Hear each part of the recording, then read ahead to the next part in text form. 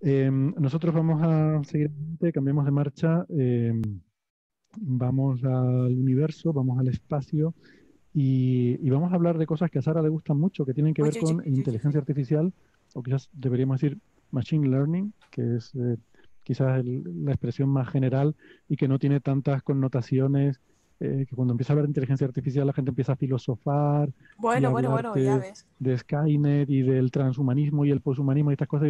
Bueno, eso está muy interesante, pero es otra cosa. Aquí, cuando hablamos de inteligencia artificial en ciencia, estamos hablando de herramientas como decir la transformada de Fourier.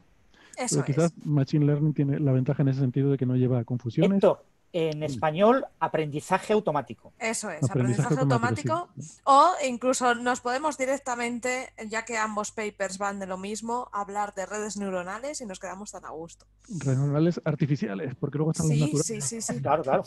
Claro, De redes todas neuronales formas, artificiales, que es una herramienta matemática muy, muy útil que está dándonos muchas alegrías en investigación. ya que estamos hablando del futuro de la lengua y tal, yo no descartaría que el futuro del español sea usar verbos como puchar para empujar, apachurrar para apretar una tecla y cosas así, porque, en fin, lo he visto y hay una población muy grande que no somos conscientes de hispanohablantes en Apachurrar, otros países, sobre Mm, todo en Estados Unidos. Sí, sí, sí. sí. Del verbo push, puchar, por ejemplo, ¿no? puchar. Y Eh, una cosa que sabrán, o lo habrán notado sobre todo los oyentes argentinos, paraguayos, Ujú. incluso peruanos, etcétera. Una cosa muy típica cuando viajas por estos países, te das cuenta, y supongo que ellos lo notarán cuando hablemos nosotros, es que varias palabras que no son exactamente idénticas en español, pero son muy parecidas, se rotan en los significados. Entonces tienes 4 o 5 palabras que en España son cosas parecidas, pero o sea, automóvil, auto, coche, etcétera, que el significado habitual que le damos nosotros en España, ellos lo cambian por otra vez de esas palabras que son casi sinónimos y lo rotan. Y esa rotación de esos conceptos de palabras depende del país. Entonces vas a Paraguay y te encuentras con un uso de ciertas palabras y te vas a Argentina y está al lado. Y te encuentras con otro uso distinto. Han rotado de otra manera diferente esas palabras, ¿no? mm. Y es realmente curioso, sobre todo cuando hablas con entrevistas, por ejemplo, la entrevista que hicimos la semana pasada a Gastón, muchas de las palabras que utilizaba, pues no era la palabra que habitualmente usaría en español. Sí, pero la entendías, ¿no? Se Pero entendía muy bien. la entiendes porque son Que palabras por parecidas. cierto, me encantó. Me Mm. pareció muy chula. O sea, por ejemplo, nosotros usamos la palabra coche, Sí. que por ejemplo, en Argentina es coche de caballos, pero allí es carro. Sí. Para nosotros un carro es un carro con ruedas de caballo, no es un coche. O sea, y vas cambiando palabras. Creo que en Argentina era Sí. auto y en México era carro. Bueno, En, van cambiando. O en sea, En Venezuela es Venezuela es carro. carro. Mm. y Sí, van haciendo ese tipo de rotaciones que son muy curiosas. sí, sí. Perdón por el inciso. Seguimos No, hablando de pero, aprendizaje automático. pero Evoluciones divergentes. es muy bonito lo que dices, Francis, porque lleva a que en cada lugar el castellano está evolucionando de un modo distinto y es súper chulo. A mí me parece bonito. Bueno, en fin, la parte lingüística la habíamos terminado. Vamos a hablar entonces del aprendizaje automático. Hay dos artículos que tenemos estos días.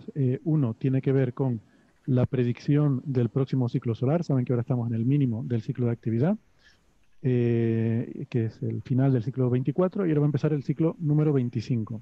Y hay un paper publicado en Solar Physics, que es una revista, es uno de estos journals científicos que tiene mucha tradición al campo, mucha solera, ¿no? Que fue muy importante históricamente y que hoy en día, pues quizás no tanto porque no suele, la gente que trabaja en el campo suele publicar ya más en revistas de astrofísica, que al fin y al cabo, pues está como muy relacionado. Parece que tiene poco sentido publicar cosas sobre el Sol en un sitio donde solo lo lea gente que estudia el Sol, cuando realmente el Sol es una estrella y parece que tiene más sentido publicarlo en publicaciones de astrofísica, ¿no? Pero bueno, como hay motivos históricos, pues hay gente que todavía publica en esta revista, aunque tiene un factor de impacto menor que las otras, pero... em, pero bueno, este es un paper en particular que ahora quizás Sara nos puede hablar un poco más, en el que usan unas técnicas de aprendizaje automático para hacer esta predicción. Es decir, es una predicción que no está basada en ningún tipo de argumento físico, de cómo es la física que está operando ahí detrás, sino en intentar ver la serie histórica, intentar reconocer patrones ahí y a ver si sí puedes predecir el siguiente ciclo, ¿no? Y luego lo podemos Eso comentar. es. Y luego hay otro paper diferente que es sobre galaxias y halos de materia oscura, que bueno, vamos a comentarlo un poco por separado, si quieres. Sí.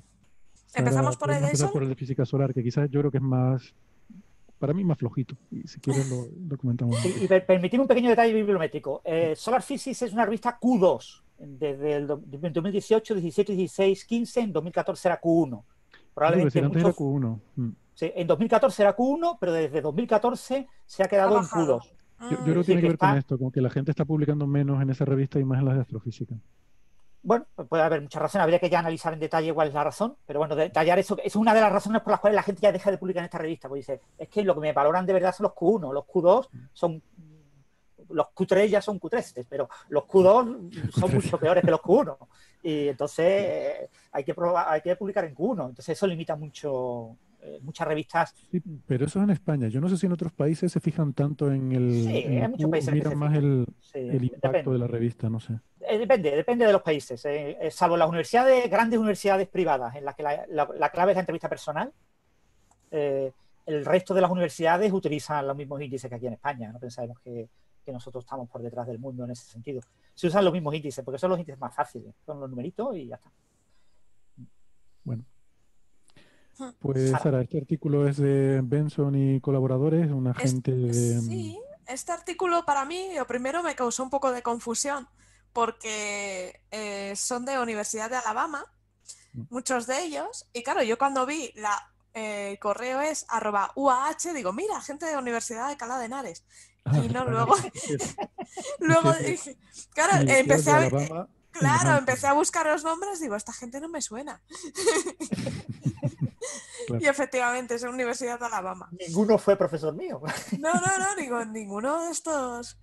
Y responde a Benson, un... Pan, Prasad, Gary y Hu. No, no te Sí, sonaban, ¿no? no me sonaban. Bueno, La H es de Huntsville, que es la ciudad. Sí. En Estados Unidos es habitual la universidad de tal en tal sitio. Y son diferentes, quiero decir, es diferente la Universidad de Hawái en Manoa que la Universidad de Hawái en Maui. Son sitios diferentes. A wow. veces nos liamos con eso. Las famosas son California. Universidad de California en Los Ángeles, es la UCLA, famosa, UCLA. Universidad de California en San Diego. Son diferentes, no tienen nada que ver. Ostras, Bueno, qué pero en el caso confuso. de la Universidad de California sí tienen que ver, porque son como un macro campos de universidades. Son Ujú. lo que Lo que es pasa es que University hay, of California recibe financiación específica y un comité la reparte entre las diferentes universidades. Ahí sí hay un lo que pasa es que si reciben financiación pública, hay un consorcio que es el que reparte esa financiación.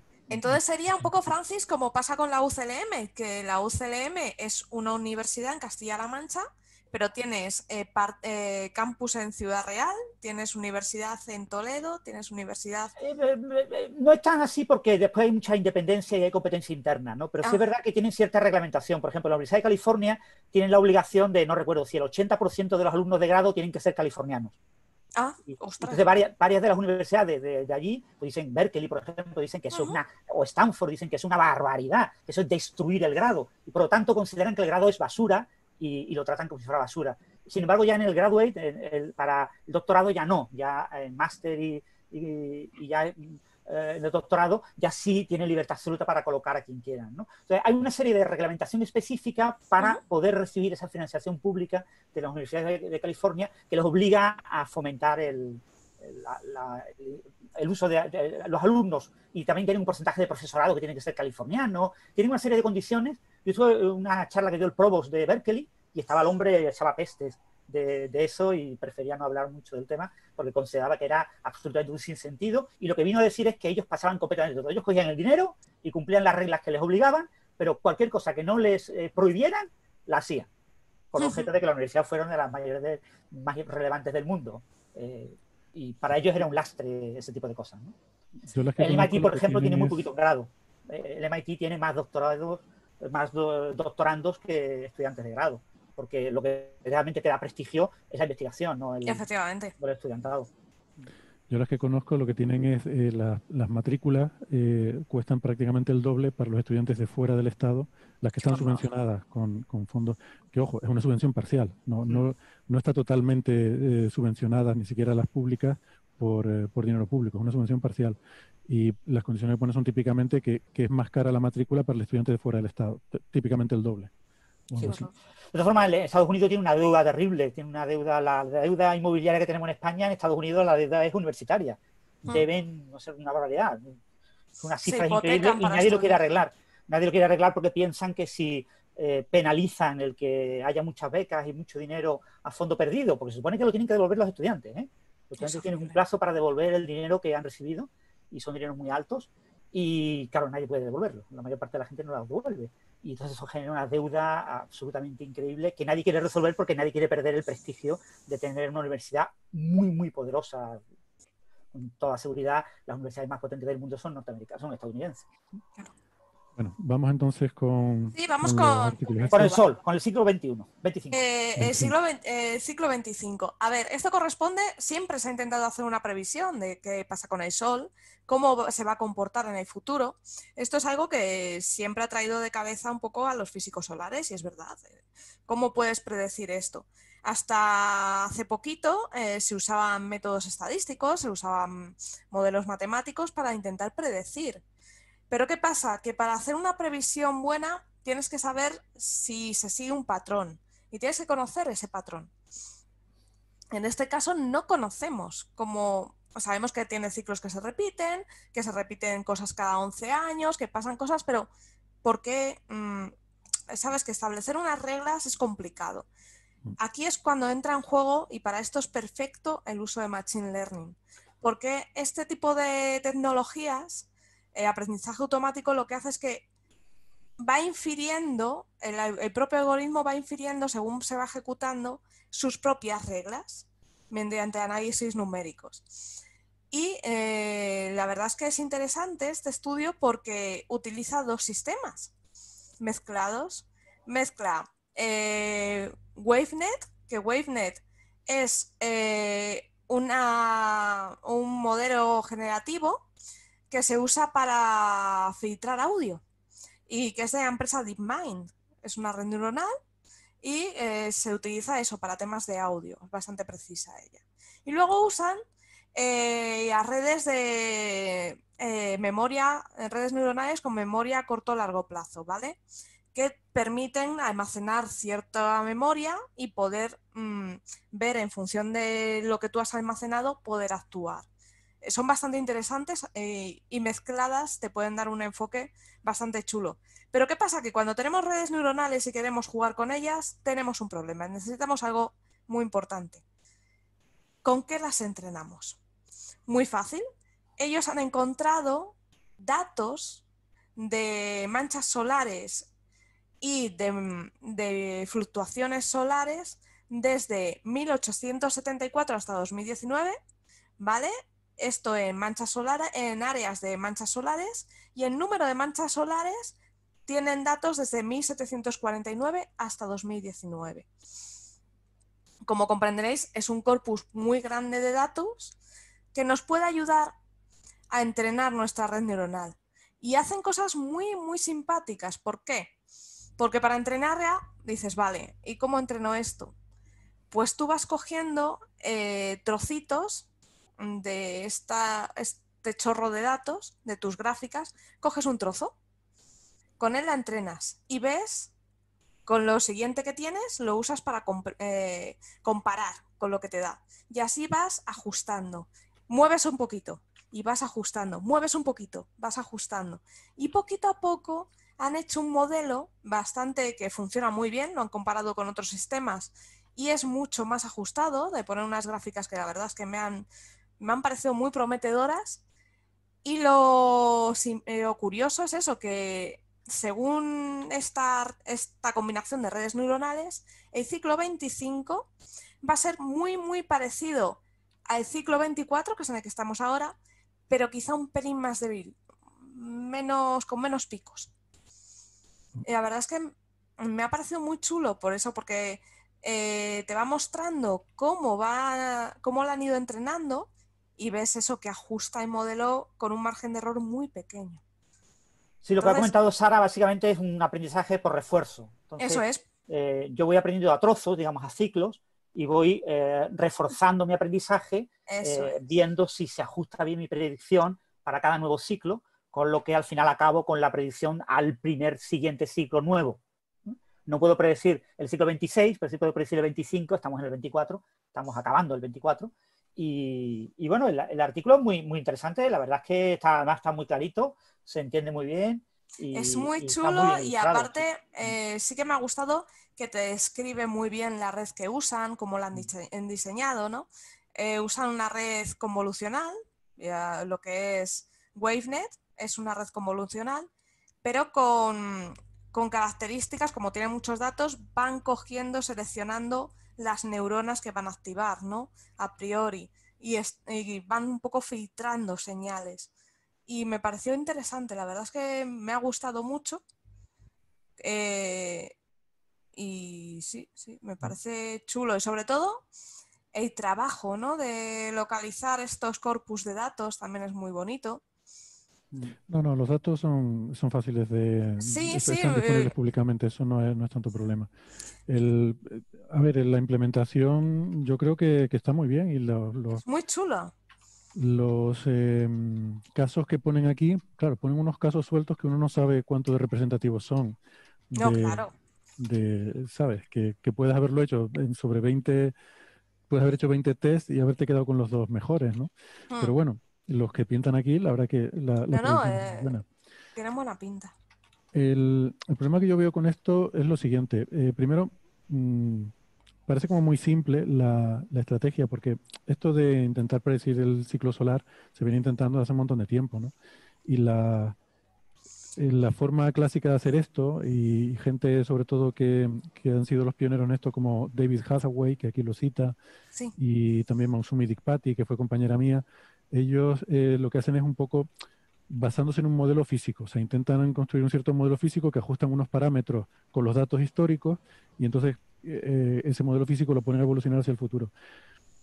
Eso ha funcionado relativamente. Para empezar, no se ponían de acuerdo cuando eran los dos grupos así competidores, sacaban predicciones que uno sacaba una cosa y otra lo contrario, y al final el sol no hacía ninguna de las dos. Eso enlaza con una pregunta que te iba a hacer, y es, ellos están basando todo su cálculo y toda su fuerza en el número de manchas solares. ¿Es esto suficiente o hay más parámetros que deberían tomarse en cuenta? Bueno, son una proxy. Al final lo que tú quieres reproducir, porque es para lo que das y para lo que tienes series históricas, es ver si eres capaz de reproducir la curva de las manchas solares, porque eso es lo que te va a dar un poco la probabilidad pues, de que haya grandes fulguraciones, la probabilidad de que vayas a un gran mínimo, que ahora hablaremos un poco de eso, y este tipo de cosas. O sea que sí, yo creo que eso está bien, es razonable plantearlo así. Es decir, cuando hay poca actividad de manchas y poca actividad de todo lo demás. Son cosas que van muy de la mano. ¿Qué pasa? Que o sea, más recientemente se han intentado hacer estas predicciones a ciegas. Es decir, me da igual la física. Yo no quiero saber cómo funciona esto porque de todas formas no lo entendemos. O sea, que bueno, tiene hasta sentido. Digo, voy a ver cómo ha sido la historia y a partir de la historia voy a intentar hacer mis predicciones. Problema, la historia solo es una y tampoco hay tanta. Es decir, solo hay una serie y desde 1800 o 1700 que te puedas ir, pues no hay tantos ciclos, cada ciclo son 11 años, o sea que tienes 20, 30 ciclos. Y de ahí tienes que sacar tu conjunto de entrenamiento, tu conjunto de validación, tus test para demostrar que funciona y tu predicción.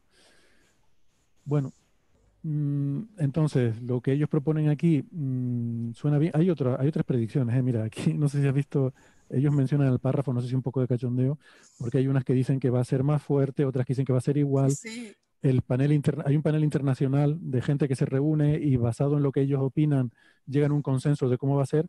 El panel internacional dice que va a ser bastante similar al anterior, ellos también dicen que va a ser similar, un poquito menor, y luego hay otros que dicen que no, que va a ser muy débil, y están los que hablan del rollo de la edad de hielo, ¿no? Aquí hablamos, por ejemplo, los trabajos estos de Valentina Zarkova, que además está muy desacreditada últimamente por un paper que le han retirado y tal, que además ya lo mete porque es negacionista climática y tal. Y lo que hace es un ajuste no con redes neuronales, sino con descomposición PCA, hace un ajuste histórico y ajustaba ahí Análisis de algunas... componentes principales, PCA. Sí, Principal PCA, Component componentes Analysis. principales, correcto. Y con eso dice, esto ajusta a dos componentes principales independientes y con eso me lo extrapolo miles de años para atrás y miles de años hacia el futuro. Y dice que estamos entrando en un nuevo gran mínimo. Claro, lo que ellos hacen aquí está bien, pero esto realmente no es tan interesante. O sea, este tipo de... las predicciones que hacen aquí se basan en coger 4 ciclos y predecir el quinto.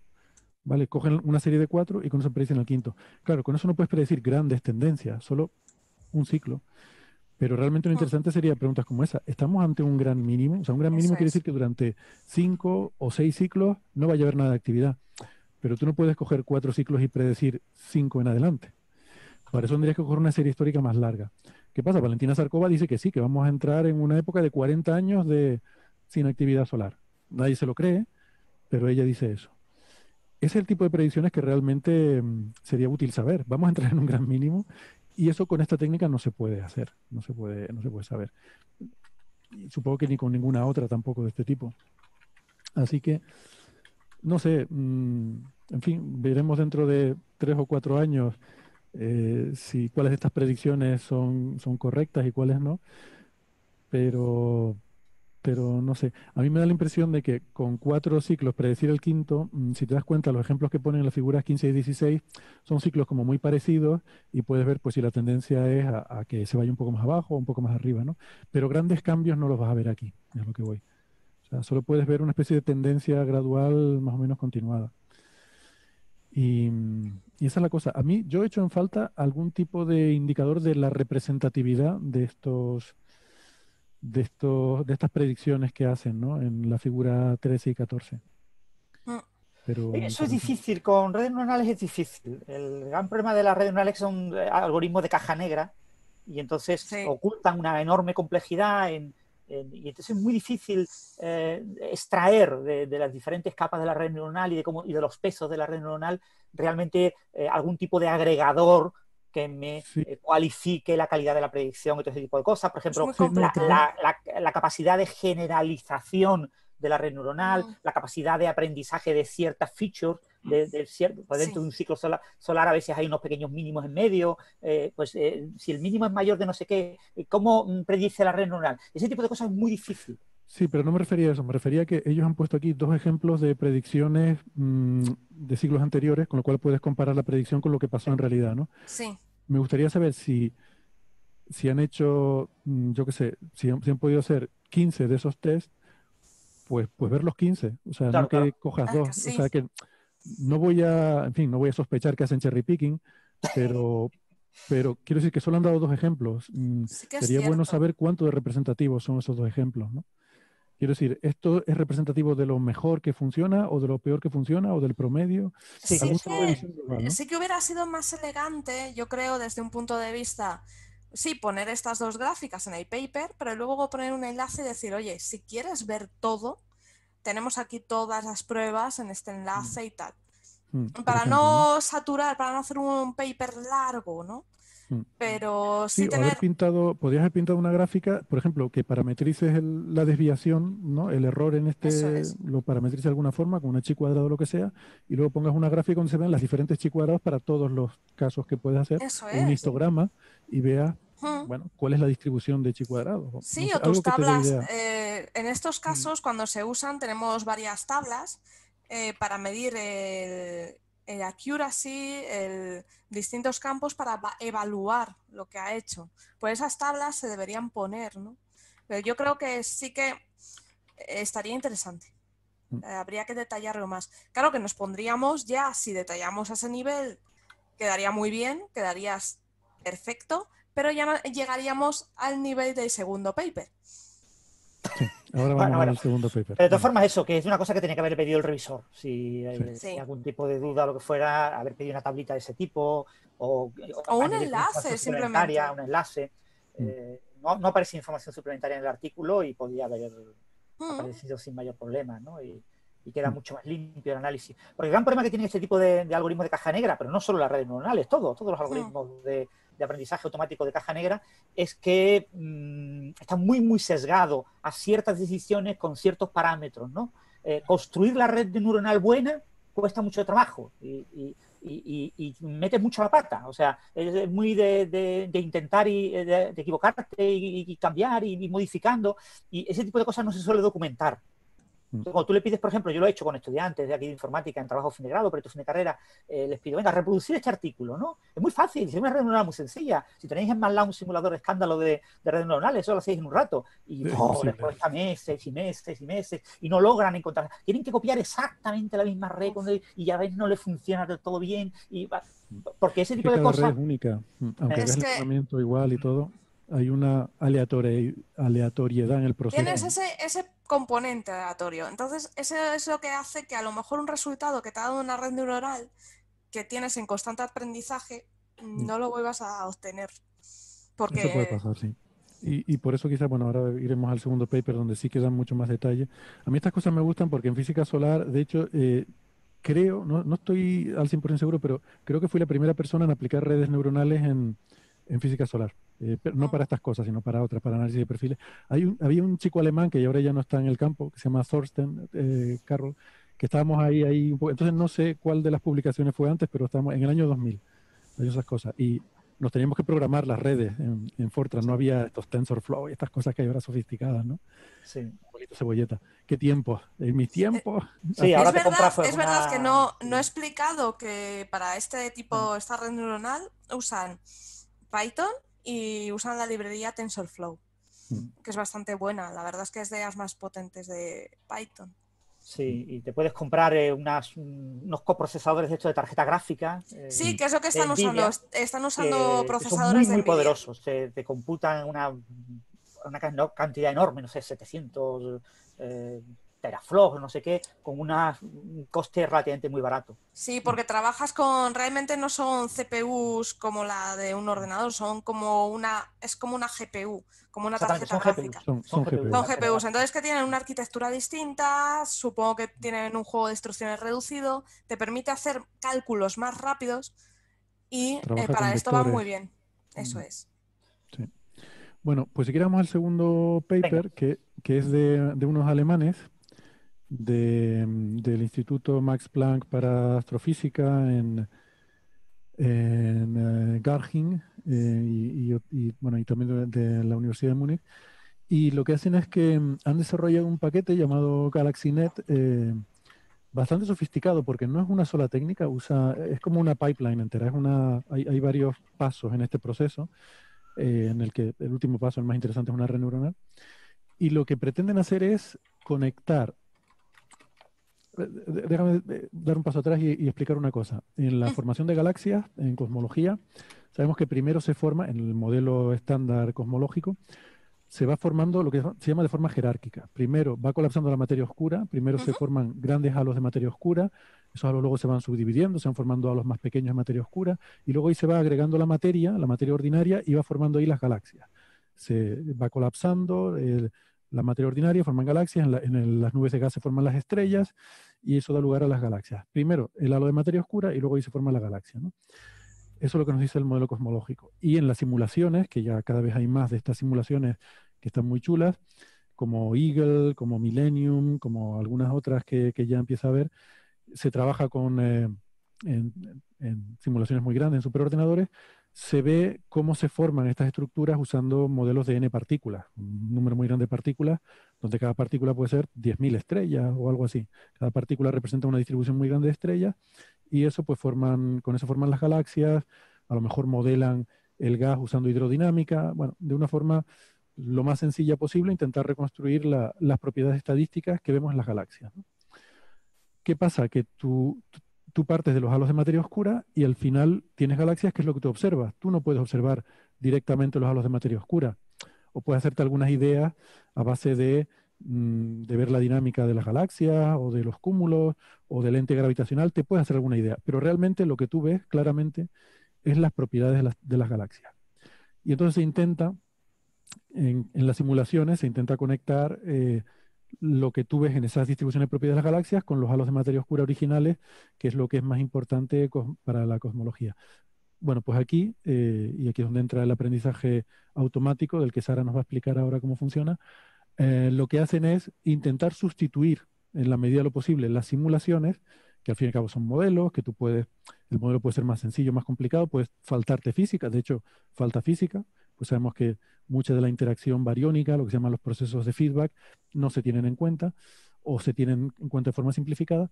Entonces, los modelos falta física y bueno, ahí puede escapársenos alguna cosa y lo que ellos quieren hacer es ir directamente a las observaciones y tratar de conectar lo que observamos de las galaxias con los halos originales de materia oscura. Y entonces para eso intentan usar este aprendizaje automático, que es bastante...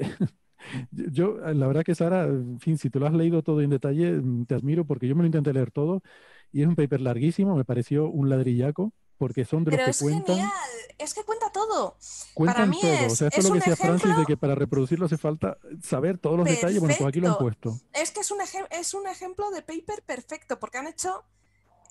yo creo que esta gente son ingenieros, porque es una delicia. O sea, para un ingeniero ver cómo te explican cada paso, porque no solo te explican el paso que han dado, lo afianzan, te explican por qué han dado ese paso, qué les ha llevado Vamos a ver. ahí. Hacen una cosa que a mí no me entra en la cabeza. Dicen, no Maravilloso. sabemos qué tamaño de red necesitamos. Entonces voy a probar diferentes tamaños.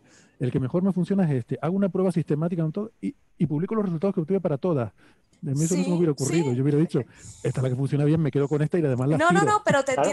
ellos te tienen que demostrar por qué la han cogido Ya, ya, y ya, te lo ya. muestran. O sea, para mí ha sido, lo he gozado, o sea, para mí ha sido maravilloso. Y sobre todo es muy curioso, ¿no? A ver, a partir de lo de materia oscura y sus características, queremos saber qué le pasa a esa galaxia, cómo es. ¿Cómo es ella? ¿Qué dedica el ¿Cómo es tiempo ella? libre? Bueno, pues dice, vale, pero ¿qué características tomamos del halo de materia oscura? ¿Son todas buenas? ¿No? ¿Con qué entrenamos nuestra red neuronal? Vamos, ¿qué le damos de comer a nuestra red neuronal? ¿Qué le metemos como parámetros de entrada? Y se quedan pensando y dice, oye, ¿y si hacemos un bosque de árboles de decisión? Los árboles de decisión son un modelo matemático que usamos mogollón en informática, es maravilloso. Y son estructuras en las cuales tú partes de una base, que es tu premisa, y vas avanzando por las distintas opciones y los vas recorriendo, ¿vale? Siempre forman un árbol, quiero decir que las ramas no se entrecruzan, no hacen bucles. Esto es muy importante porque si no, para nosotros sería un grafo. Matemáticamente se tratan de forma diferente. Vale, entonces con esto ellos empiezan a cruzar distintas características de los halos y los van comparando mediante árboles de decisión. Pim, pim, pim, pim, pim. Y los que van saliendo más favorecidos los van tomando. Y se hacen un listado de cuáles son los mejores. Y efectivamente obtienen 8 valores que según ellos son los mejores para determinar las características de halo de materia oscura. Realmente los buenos son 6, pero su red neuronal, el modelo que usan, tiene que trabajar con múltiplos de 8. Entonces ahí tienen su primer problema, ¿no? Pues dice, pues cogemos los 2 siguientes y ya está, solucionado. Entonces, estas 8 características que Pero fíjate, tenemos... perdona, Sara, es una primera parte interesante. O sea, lo primero que hacen es intentar averiguar cuáles son los parámetros importantes. Eso De los es. diferentes parámetros del halo de materia oscura, hay algunos que son más importantes para cuál va a ser luego la distribución de cómo son las galaxias y otros menos importantes. Eso es. Y yo le pregunté a Nacho Trujillo si estos parámetros que ellos sacan, tal, y dice que sí, que eso es más o menos información conocida. Bueno, de hecho ellos dicen que no es sorprendente lo que les sale, que efectivamente hay algunos parámetros que son más importantes que otros, ¿no? Y Eso el hecho de es. que eso lo saquen con ese árbol, ese bosque, Esos bosque aleatorio, árboles. esos Yo lo árboles, llamo de cachondeo, ¿vale? Esto es humor. Yo lo llamo botánica computacional. Te has dedicado a vale. hacer árboles. Has sembrado tus árboles y de ahí ya has obtenido tus ramitas. Ah, ¿Cómo han hecho para trabajar con estos árboles y obtener sus resultados? Vamos a meternos un poquito en harina. Pues muy fácil. En estos árboles han ejecutado el algoritmo Minimax para obtener las mejores opciones. Entonces, ¿qué hacen? El algoritmo Minimax es como si tú jugaras contra un oponente. Tú coges una característica. Esa característica eres tú. Y tienes que puntualizar más y minimizar la puntuación de la otra característica a la que te enfrentas. Y en base a eso, tú vas cogiendo las ramas que maximizan tu puntuación y minimizan la de oponente. Y vas avanzando hasta que obtienes quién gana. O sea, les han puesto a jugar. Y es súper bonito, o sea, esto es súper divertido, ¿no? Ya os digo que el algoritmo Minimax se usa en desarrollo de juegos y funciona súper bien, es muy conocido. Entonces, en base a esto ya tenemos nuestras características ganadoras. Y ahora tenemos a nuestra señora red neuronal. Y dices, vale, como funcionamos con 8 entradas, vamos a tener 8 capas internas en nuestra red neuronal y las vamos a hacer que todas, cada nodo de las capas se comuniquen con todos. Las 4 primeras partes, no, perdona, son 6 capas internas, me he equivocado. Las 4 primeras capas van a tener 16 nodos, las 2 últimas tendrán 8. Menos la última tiene 8, pero además los junta con los 8 porque lo que hace esa es juntar datos, ¿vale? Esa es una capa de mezcla que mezcla esos 8 datos finales con los parámetros de entrada. Una vez tienes todo esto, te va a dar 2 salidas, que son nuestros valores buscados, que son las propiedades que queremos inferir de nuestra galaxia. Y una vez tenemos esto, la ponen a trabajar. Y la ponen a trabajar y dicen, bueno, pero ¿cómo la entrenamos? O sea, ellos todo el rato se están haciendo preguntas de ingeniería. Dice, vale, dice, vamos a meterle para que aprenda un backpropagation, perfecto. Van a estar trabajando en 2 NVIDIA Volta, ¿vale? Que usan GPUs.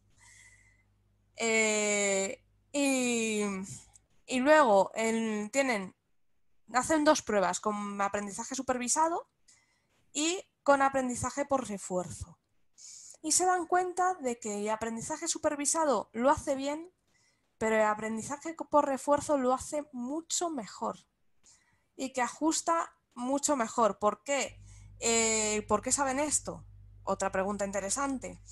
Ellos saben que no pueden comparar ni trabajar con modelos. No pueden enseñar una red neuronal con modelos. ¿Por qué? Porque si el modelo tiene un error, amigo, tu sistema tiene un error.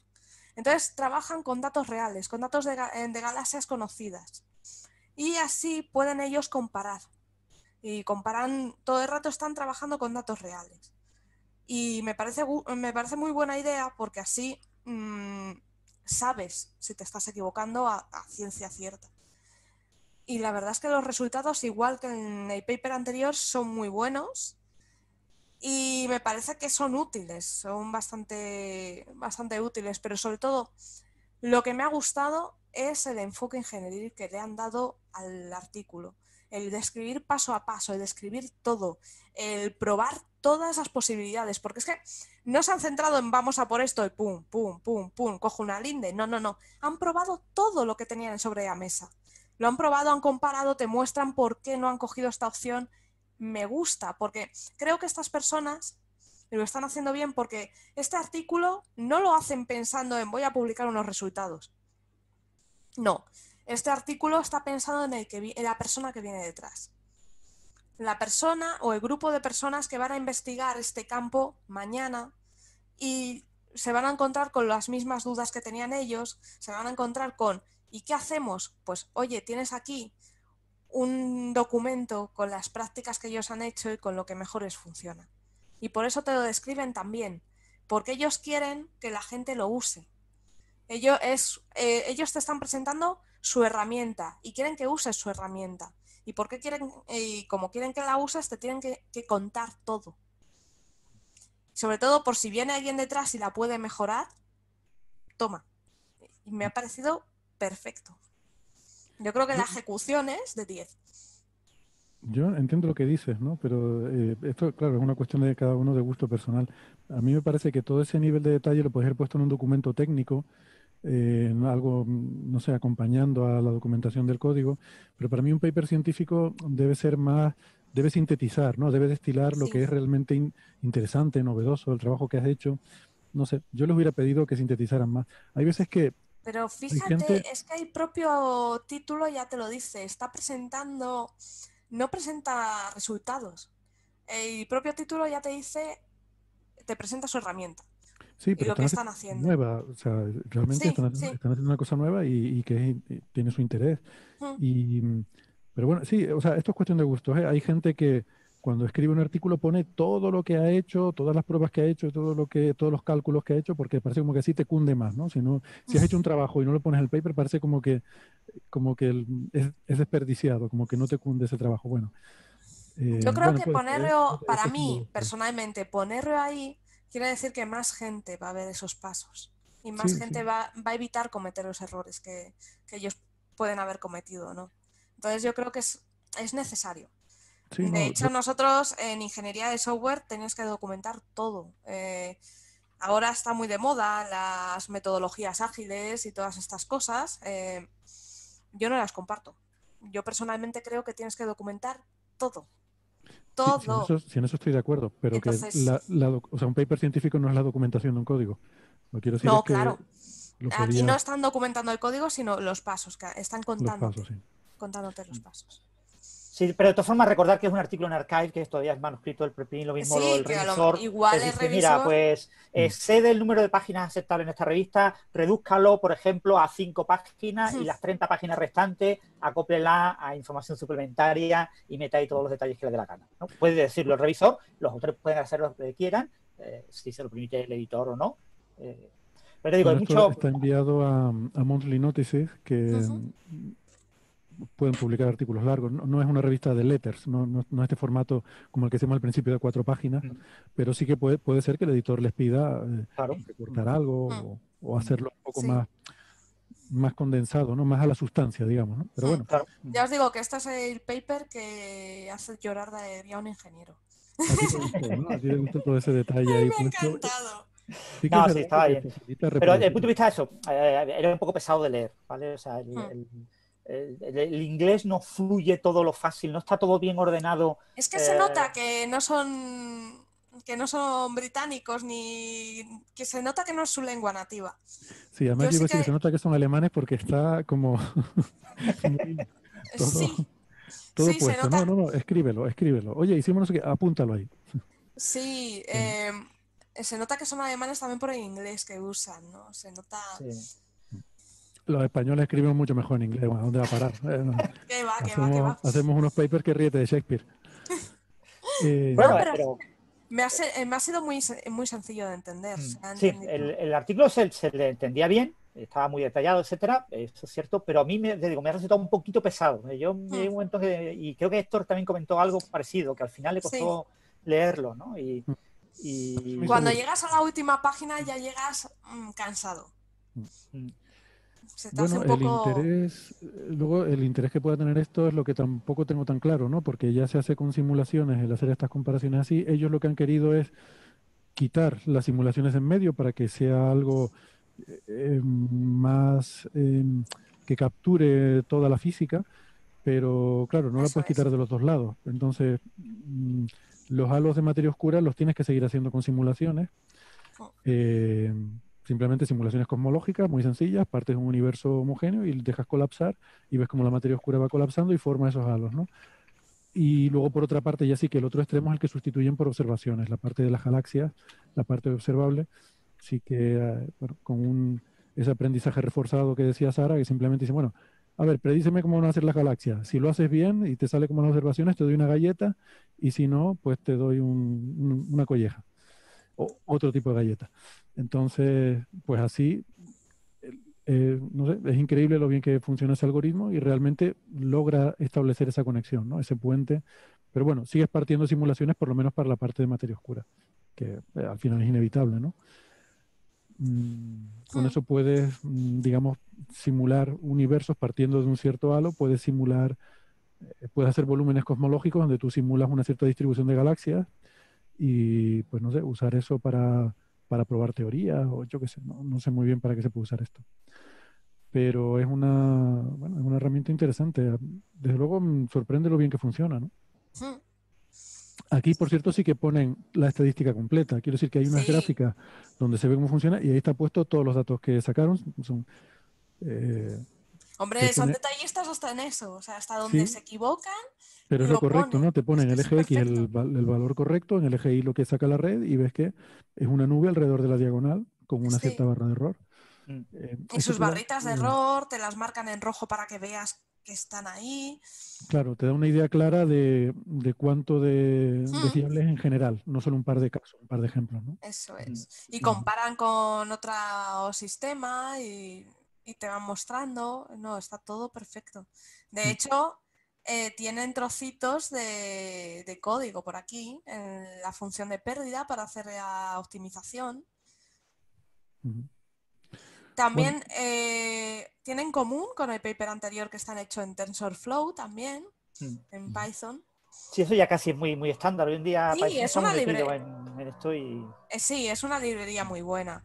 Y hay que decirlo que para temas de redes neuronales y tal, funciona muy bien porque es fácil de usar. Es Ujú. fácil de usar, está muy extendido, funciona con casi todo. TensorFlow te lo coge Azure, te lo coge prácticamente todo, ¿no? Nosotros lo Está, estamos usando ahora, ¿sí? es muy, muy, muy potente. Por Claro, cierto, que leyendo, la curva de aprendizaje de hacer algo en Python es mucho más flojita que si nos ponemos a trabajar con datos en R, cuya curva de aprendizaje es mucho más grande. O si intentamos hacer esto en MATLAB, que es, sí, a lo mejor es mejor, pero mm, te va a costar mucho aprenderlo.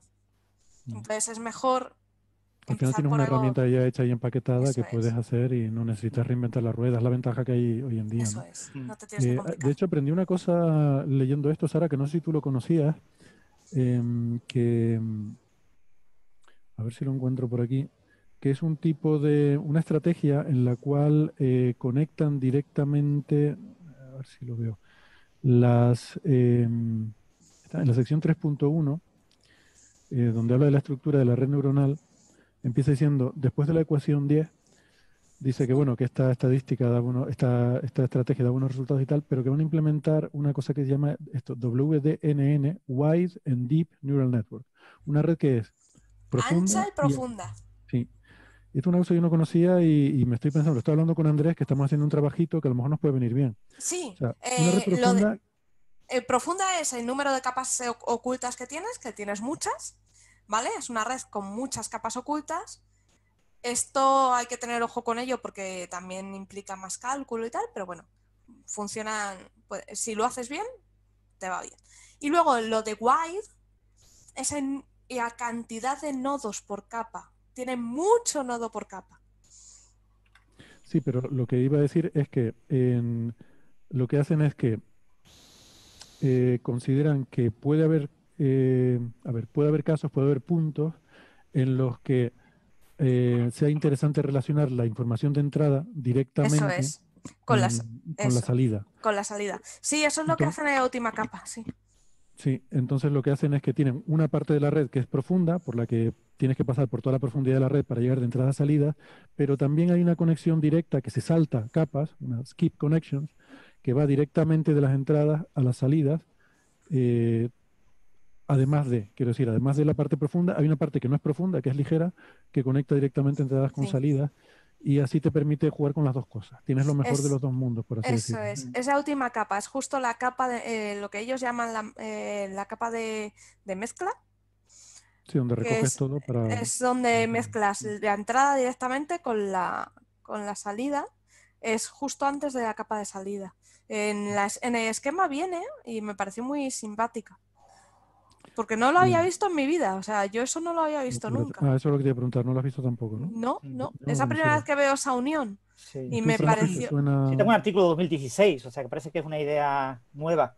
Es algo reciente, ¿no? El problema de este Sí, tipo de ideas nuevas es cogerle el feeling. O sea, para En redes neuronales, para hacer bien, para ajustar bien todo, para hacerlo todo bien, tienes que haber leído muchos artículos, tienes que tener experiencia y te viene bien la experiencia de gente que ya lo lleva usando. Las técnicas más nuevas a veces son más nuevas, son más atractivas, ¿no? Es la chavala más joven, pero tiene el problema de que la técnica poca gente la domina y lo mismo se te va de las manos. Pero sí, pues, puede ser una buena idea, ¿no? El poner multiniveles en las capas, ¿no? Regiones de las neuronas de salida, particionarlas en diferentes regiones, unas regiones con más capas internas y otras regiones con menos capas internas, ¿no?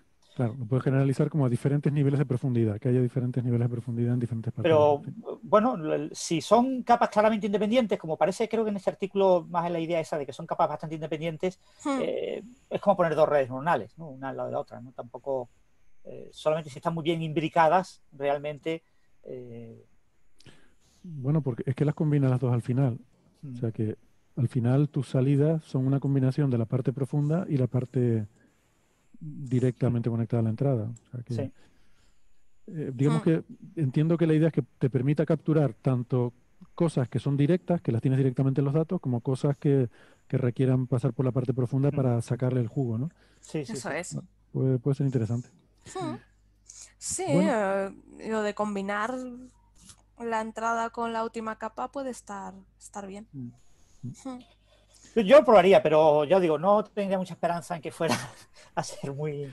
No, simplemente como cosa a probar. Quiero decir que no parece difícil de implementar. A ver, siempre hay que probarlo todo. Sí. Y probarlo. Con estas cosas es probar y ver qué pasa, ¿no? Sí, luego también otra cosa que que me ha sorprendido es que también publican ABIAs que han usado. No sé si sabéis que la red neuronal tiene sus pesos, que ellos van acumulando, se van adaptando y es como aprende. Ya cuando una red neuronal aprende es que ajusta los pesos que da a cada uno de los nodos, ¿no? De las neuronas.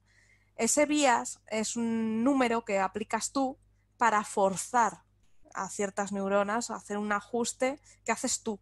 Entonces ellos también te publican, oye, hemos hecho este ajuste, estos bias, y bien.